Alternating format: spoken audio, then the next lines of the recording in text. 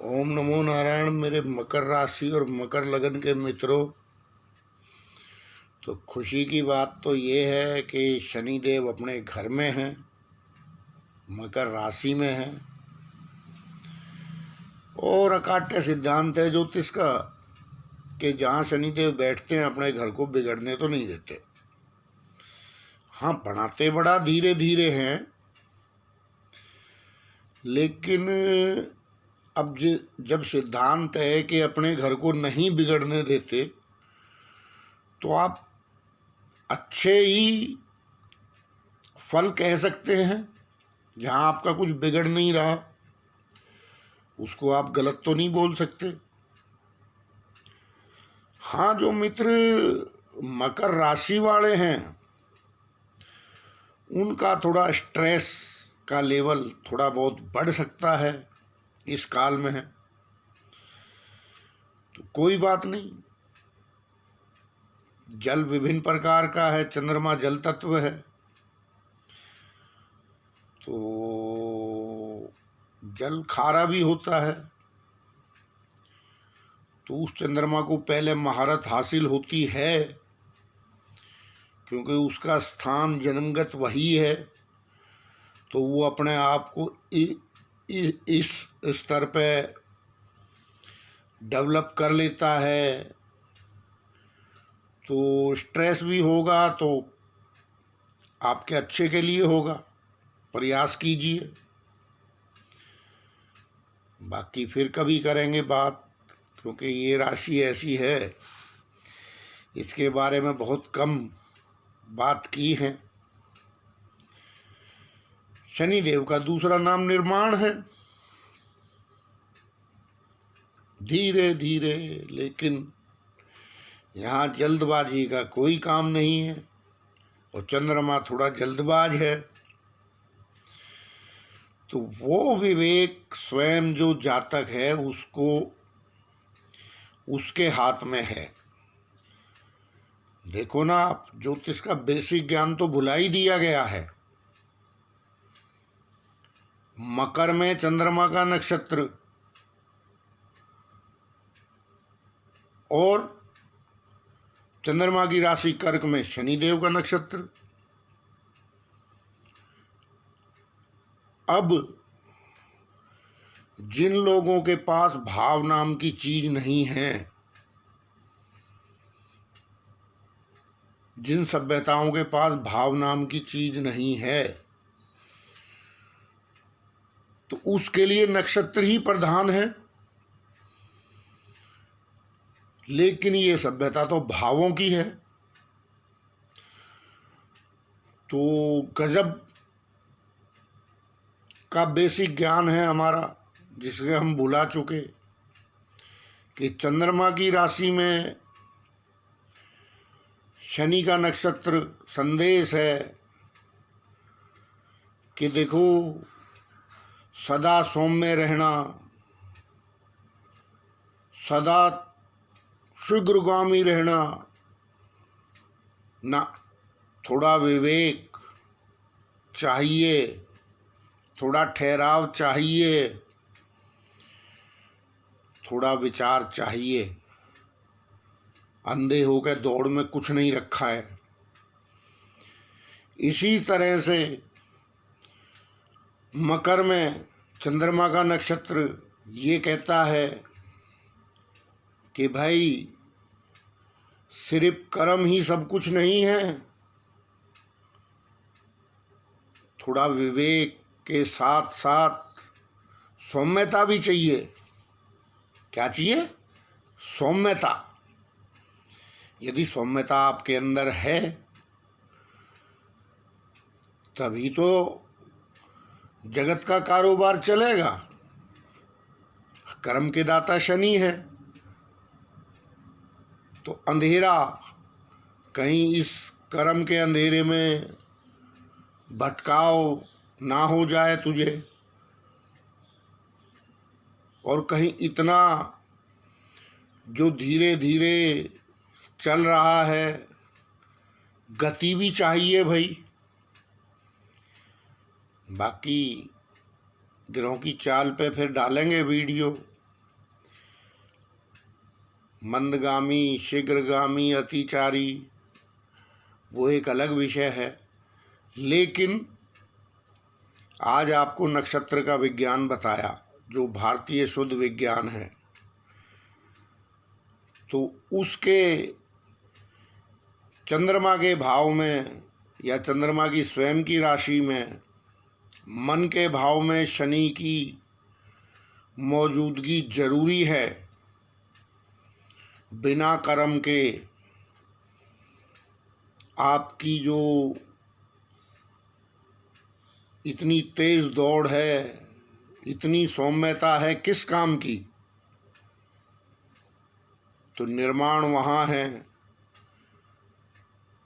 और सौम्यता यहाँ रख दी ऋषियों ने। ये है नक्षत्र विज्ञान।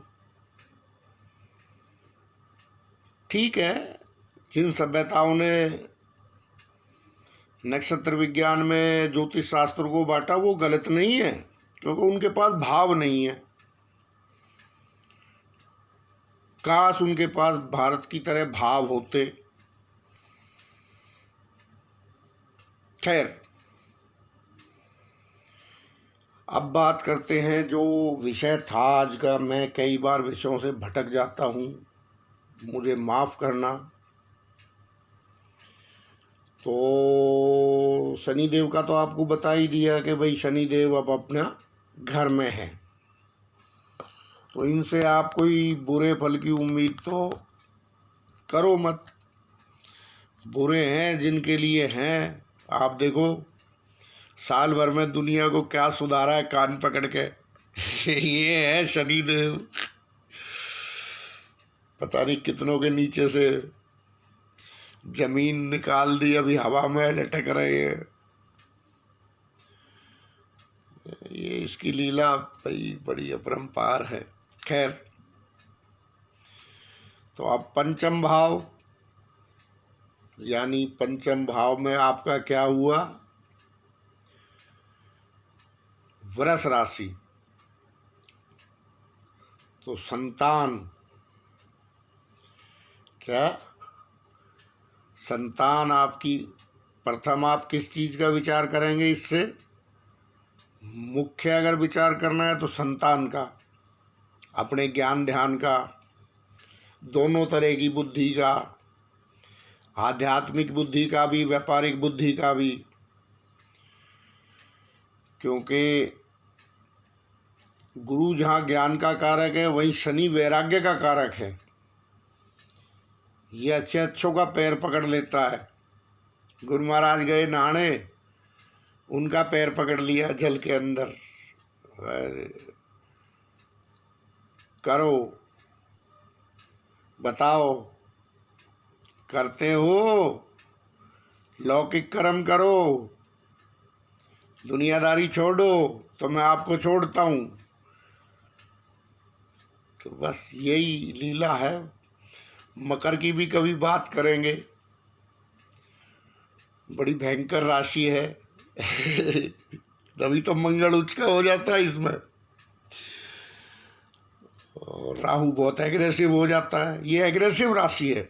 देखो शनिदेव की। खैर, तो पंचम भाव में आपके राहु और मंगल, ठीक है। तो मंगल आपके लाभेश हैं, तो इसलिए अपने घर को देखेंगे सप्तम दृष्टि से, तो व्यय को भी देखेंगे अष्टम से, और अष्टम भाव को भी देखेंगे। तो तीन दृष्टियां ये मंगल की हैं। अब राहु के प्रभाव से, राहु की युति के कारण जो इनका, क्योंकि देखो मंगल और राहु ये दोनों उग्र शक्ति हैं, उग्र पावर हैं। एक देवताओं का सेनापति है, एक दानवों का सेनापति है। तो दोनों उग्र पावर है। तो कोई भी आपकी बुद्धि में यदि इस समय में उग्रता का विचार आएगा, ये बस मार्च लास्ट तक है, तो वो आपके लिए घातक साबित हो सकता है। इसलिए मकर राशि वाले मित्रों को मेरी सलाह यही है, क्योंकि जब दिमाग में उग्रता हो और मंगल राहु जैसे ग्रह हों, तो आपको थोड़ी सी सावधानी की आवश्यकता है। क्योंकि मेरा अनुसंधान मानसिक जो ग्रह के प्रभाव हैं उन पे अधिक है। देखो, ग्रह कोई अच्छा बुरा फल देने से पहले आपका वैसा मानस बनाएगा। ग्रह एकदम से फल नहीं दे देगा आपको अच्छा बुरा, वैसा माइंड मेकअप आपका पहले करेगा, वैसी बुद्धि आपके अंदर देगा। फिर आप कितना सही कदम उठाते हो, कितना गलत कदम उठाते हो, आपको क्या सही लग रहा है और क्या गलत है, इसी पे तो दुनियादारी चल रही है। ना सारे कदम सही होते हैं, ना सारे कदम गलत होते हैं। तो उसके बीच की रेखा में एस्ट्रोलॉजर काम करता है, लेकिन मैं उससे थोड़ा सा अलग हूँ। मैं कहता हूँ कि मानसिक तौर पे ही उसको कैच कर लिया जाए ना। जिस टाइम में वो आपके दिमाग में उग्रता भरे, आपका संतान से विरोध कराए, उसी टाइम पे उसको आप चैतन्य हो जाओ कि नहीं, ये नेगेटिव फील करा रहा है मुझे, ये ग्रह की ऊर्जा, और आप संतुलित हो जाओगे। फिर आप समझ जाओगे राहु की चाल। क्योंकि सवाल ये है कि मंगल तो अपनी जगह ठीक है, लेकिन राहु भी प्रबल है इस टाइम पे वृष राशि में। तो कुल मिला के यदि हम रिजल्ट निकालते हैं तो राहु ही प्रबल रहेगा, क्योंकि राहु अपना मित्र राशिगत है, उच्च राशि भी कई बोल देते हैं। और मेरी भाषा में मैं बात करूं तो गुरु महाराज मेहरबान, तो मेरे जैसा गधा पहलवान। तो अब ये भी यहाँ पे अपने गुरु की राशि में, और शनि से नवम पंचम है, तो इसको जो मटेरियल चाहिए, जो कुछ चाहिए, वो सब मिल जाएगा इस टाइम पे। सब प्रकार की सुविधाएं, सब प्रकार के सुख, क्योंकि शनिदेव से नवम पंचम में है। तो इसलिए आपको कोई भी अगर संतान पक्ष में निर्णय लेना है, या आपका कोई वैचारिक मतभेद है, तो थोड़े समय के लिए टाल दें, 1 महीने के लिए। उसके बाद शांति से बैठ के बात करें, आप देखना। तो विशेषकर संतान पक्ष से ही है,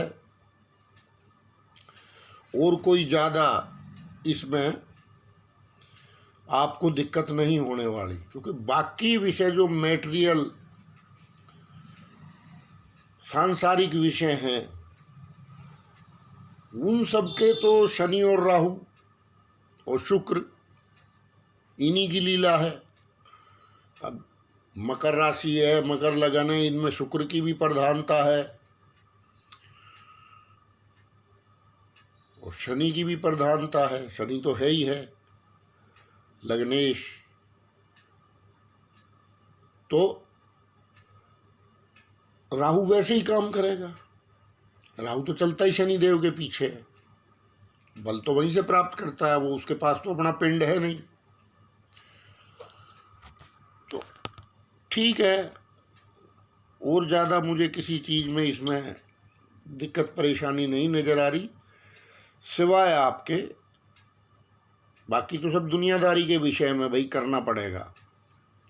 लेकिन कोई राहु के ट्रैप में आके, देखो राहु एक